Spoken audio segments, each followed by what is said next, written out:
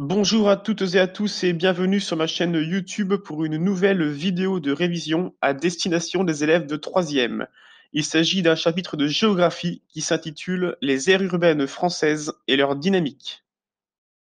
Pour être une ville en France, il faut dépasser 2000 habitants. Les villes s'étendent de plus en plus en grignotant sur les campagnes, si bien que le géographe Michel Lusseau estime que le rural n'existe plus. La problématique de ce chapitre est la suivante.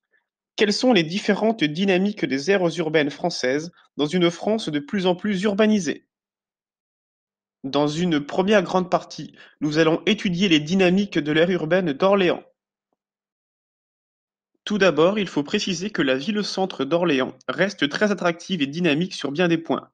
En effet, ce territoire abrite de très nombreux emplois, ce qui attire de nombreuses personnes à la recherche de travail dans un contexte économique difficile dans le pays. Orléans fait également la part belle aux lieux commerciaux ainsi qu'aux lieux de loisirs et de culture, comme le cinéma, les boîtes de nuit, les bars ou encore les musées. Le Festival de Loire, qui a lieu tous les 2 ans, rassemble plusieurs centaines de milliers de visiteurs. Enfin, Orléans tente de rester dynamique en effectuant de nombreux travaux, comme récemment ceux du Comet. Nous pouvons dire également que les banlieues et les couronnes périurbaines sont également très attractives dans l'aire urbaine orléanaise.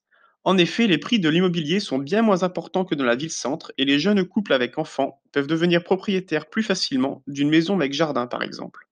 C'est ainsi que les lotissements se développent dans toute l'agglomération afin d'accueillir de nouveaux habitants. Les banlieues sont de plus en plus dotées de zones attractives, comme la nouvelle zone commerciale à Saran.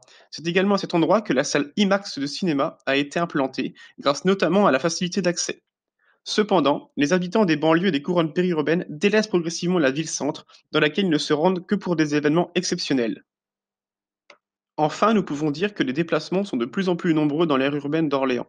La plupart de ces déplacements s'effectuent en voiture, ce qui crée des problèmes de pollution, mais également d'embouteillage. C'est pour cela qu'un rond-point a été créé à la sortie tangentielle de Chécy, afin de favoriser les habitants de cette zone périurbaine à rentrer chez eux après une journée de travail.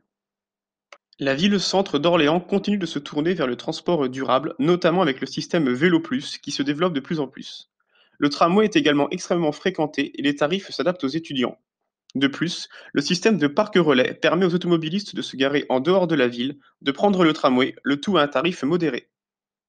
Les aires urbaines se composent en trois parties. Il y a tout d'abord la ville-centre, autour la banlieue et enfin la couronne périurbaine. Les migrations pendulaires sont les déplacements qu'effectuent les habitants d'une zone à l'autre. Enfin, autour de l'aire urbaine se trouve l'espace rural. Après avoir étudié l'aire urbaine d'Orléans, nous allons mettre en perspective cette activité avec les autres aires urbaines françaises. Aujourd'hui, 85% des Français vivent dans une aire urbaine.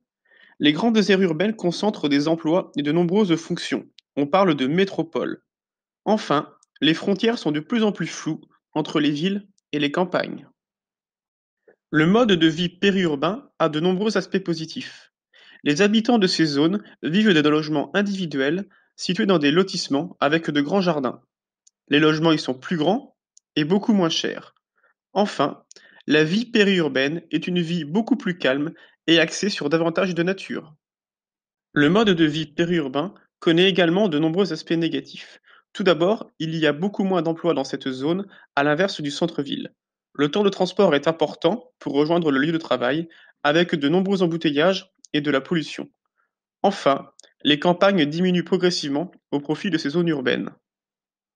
Dans le contexte actuel, les aires urbaines françaises se doivent de respecter les principes du développement durable en se tournant vers les énergies renouvelables, en effectuant des rénovations urbaines, en limitant la gentrification et en proposant aux habitants un nombre d'emplois et d'activités importants.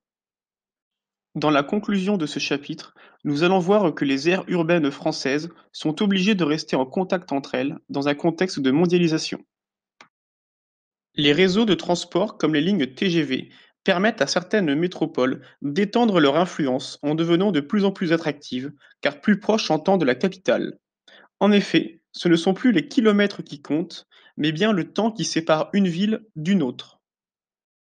Prenons un exemple. Pour faire Paris-Bordeaux avec la nouvelle ligne grande vitesse, il faut 2 heures de TGV pour faire 580 km. Pour faire par exemple Paris-Gien, il n'y a que 150 km, mais il faut 1h30.